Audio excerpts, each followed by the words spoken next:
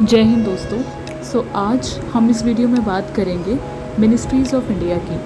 वैसे तो इंडिया में 50 प्लस मिनिस्ट्रीज़ हैं, बट इस वीडियो में हम मोस्ट इम्पॉर्टेंट 5 मिनिस्ट्रीज़ के बारे में बात करेंगे।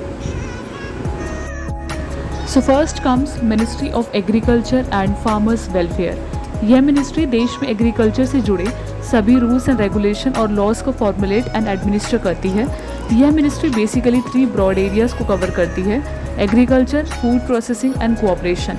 इस मिनिस्ट्री का काम होता है फार्मर्स की इनकम को बढ़ाने के लिए ज़रूरी स्टेप्स उठाना और ऐसी पॉलिसीज़ बनाना जिससे एग्रीकल्चर में ज़्यादा से ज़्यादा ग्रोथ हो सके। सेकंड आती है हमारी मिनिस्ट्री ऑफ डिफेंस यानी कि रक्षा मंत्रालय। इस मिनिस्ट्री का मेन रोल होता है देश की रक्षा को इंश्योर करना। डिफेंस से रिलेटेड सभी डिसीजंस मिनिस्ट्री ऑफ डिफेंस के अंडर में लिए जाते हैं। यह department defence forces related policies को फ्रेम करते हैं एंड रिसोर्सेज प्रोवाइड कराते हैं डिफेंस फोर्सेस को। यह मिनिस्ट्री 3 फोर्सेस को देखती है: Indian army, Indian navy and Indian air force. अगर आप मिनिस्ट्री ऑफ डिफेंस के फ्लैग को देखेंगे ना, तो उसमें आपको 3 कलर्स नज़र आएंगे: red, navy blue and sky blue. Red colour signify करता है इंडियन आर्मी को, वहीं नेवी ब्लू सिग्निफाई करता है इंडियन नेवी को एंड स्काई ब्लू सिग्निफाई करता है इंडियन एयरफोर्स को। Next comes ministry of external affairs यानी कि विदेश मंत्रालय, द मोस्ट इम्पॉर्टेंट मिनिस्ट्री।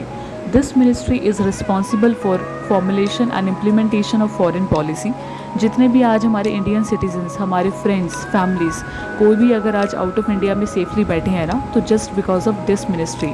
ये मिनिस्ट्री इंडिया को ग्लोबल लेवल पे रिप्रेजेंट करती है, प्लस ग्लोबल लेवल पे पॉलिटिक्स को भी हैंडल करती है ताकि हमारे देश को एक अच्छी पोजीशन पर रखा जा सके। प्लस अगर आप एसएससी जैसी किसी भी एग्ज़ाम की तैयारी कर रहे हैं ना, तो आप देखेंगे कि इस पर काफ़ी पोस्ट होती हैं डिफरेंट मिनिस्ट्रीज़ के अंदर, बट सबसे ज़्यादा सैलरी देने वाला department ministry of external affairs होता है। पर हम यहाँ पर मैं किसी डिपार्टमेंट को डिग्रेड नहीं कर रही हूँ, but ministry of external affairs में आप इंडिया को वर्ल्ड लेवल पे रिप्रेजेंट करते हो, तो रिस्पॉन्सिबिलिटी भी थोड़ी ज़्यादा रहती है।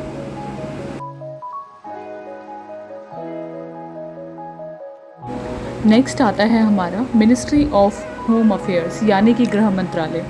होम अफेयर्स मिनिस्ट्री का मेन रोल होता है इंटरनल सिक्योरिटी। अब आपके माइंड में ना ये क्वेश्चन आ सकता है कि सिक्योरिटी तो मिनिस्ट्री ऑफ डिफेंस देखती है, तो यहाँ सिक्योरिटी क्यों? तो मैं आपको बताना चाहूँगी कि एक्सटर्नल सिक्योरिटी की जिम्मेदारी होती है मिनिस्ट्री ऑफ डिफेंस की, वहीं इंटरनल सिक्योरिटी यानी कि देश के अंदर की सुरक्षा को मिनिस्ट्री ऑफ होम अफेयर्स देखती है।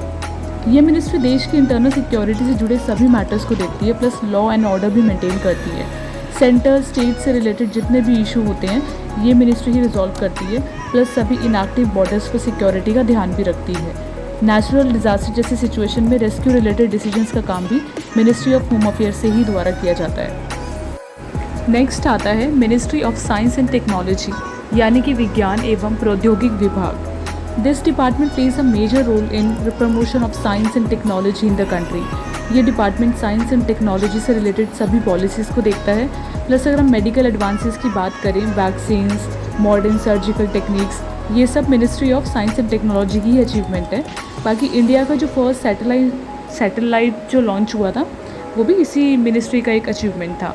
बाकी आप लोग ना यहाँ पर कंफ्यूज मत हो जाना। अगर हम चंद्रयान 3 की बात करें, किसी को लगेगा चंद्रयान 3 भी इसी मिनिस्ट्री के अंडर लॉन्च हुआ था। So that was launched by ISRO, Indian space and research organisation, जो कि हमारा मिनिस्ट्री ऑफ स्पेस के अंडर में आता है। So ministry of space and ministry of science and technology, these 2 are different ministries, जिसकी बात हम कभी नेक्स्ट वीडियो में करेंगे। अगर वीडियो अच्छा लगा हो तो please subscribe to my channel for more videos like this. Thank you.